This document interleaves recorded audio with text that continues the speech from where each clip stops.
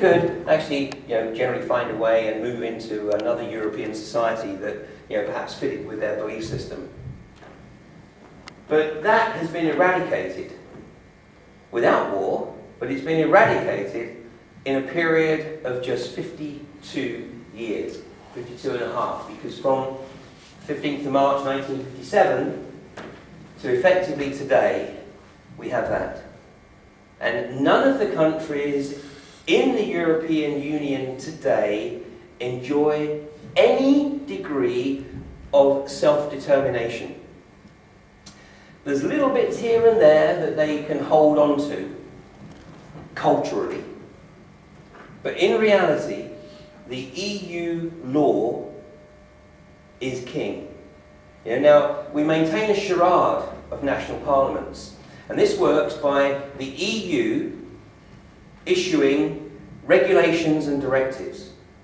Regulation, if the EU issues a regulation, it means that the expectation is for all of the member states to implement that regulation immediately, or certainly as soon as is practicable, but get on the case right now. Directives allow for a little bit more leeway. And the directive is, basically, look, we want to go in this direction. You don't have to do it right away, so you can go through the charade of pretending that you're actually taking the decision at a local level. Now, in the course of my research some years ago, I came across a document that was dates from the Ted Heath government. It dates from 1972, which was 3 years before the vote by the British people to enter into the common market.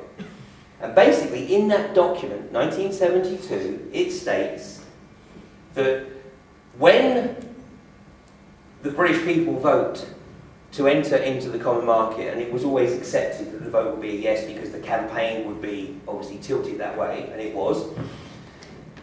Once Britain is in the common market, the role of national government will be to conceal from the people the magnitude of the decision-making being handed over to a federal government. Now, that was acknowledged in 1972. The document was marked for cabinet eyes only. So it was understood right from the outset that basically this was the first step towards the federal state. Now, whilst that's been going on in Europe, this has also been going on elsewhere in the world. So we have the European Union, we have the League of African Nations, we have the League of Arab Nations, the Asia-Pacific Economic Community, and the Southeast Asia Economic Community. And then within the League of Arab Nations, we have some subgroups like the Gulf Cooperation Council, but it's all heading in the same direction, which is in fact effectively to achieve sort of centralised federal government in each of these areas. And then of course we have the big one, which is the North American Union.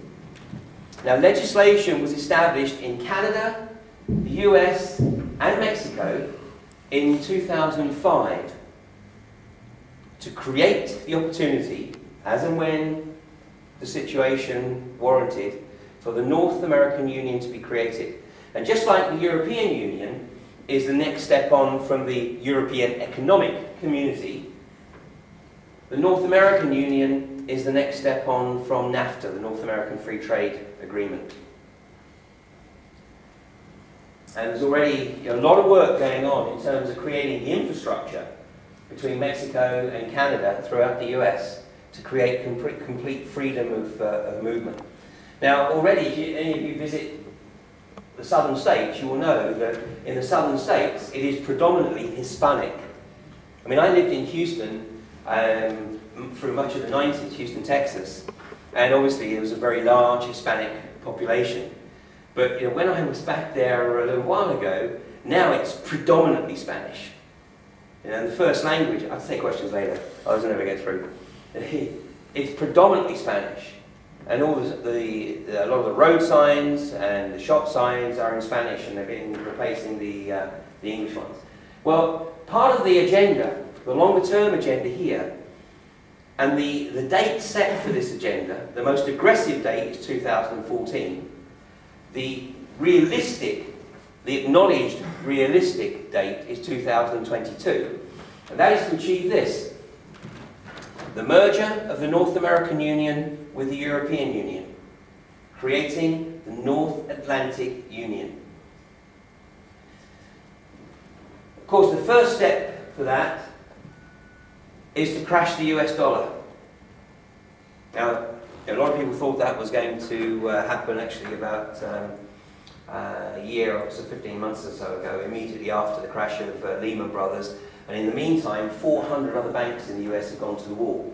But again, that was a deliberate part of the strategy, because the US had a lot of small banks and credit unions, and what they wanted to do was centralise it and get all this control under a very small number of banks, which of course is happening now on a global basis. So they replaced the dollar with the Amero. So you have the Amero in the North American Union, the Euro throughout Europe, and then you merge the two to the North Atlantic Union, and you have one currency, the Amero. And it's a group of 1 billion people. 1 billion people. So effectively, assuming the population, continues to grow the rate it is, it'll be about 1/7 of the planetary population. But it'll be an economic group that certainly is positioned to compete with China, with the subcontinent, or with the rest of the world.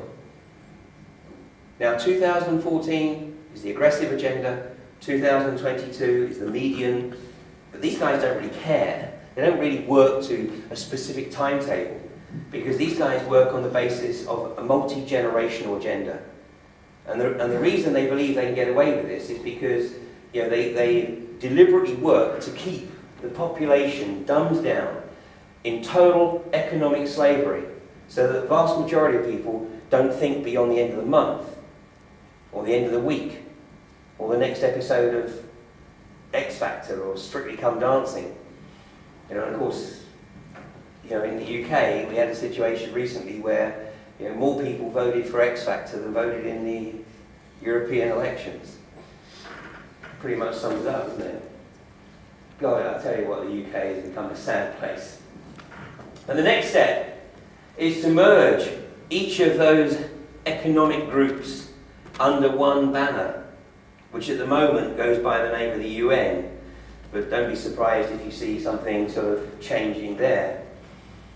And that is effectively the umbrella, in reality, for this. This is the logo of the World Bank.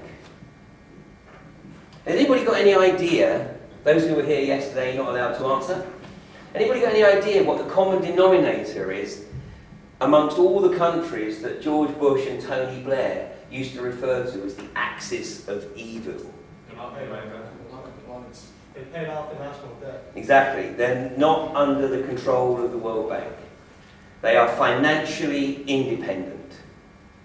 The nature of the beast here, and the World Bank had for the last 100 years, ever since the creation effectively of the Federal Reserve in 1913, has been to get every country in the world subjugated to the World Bank.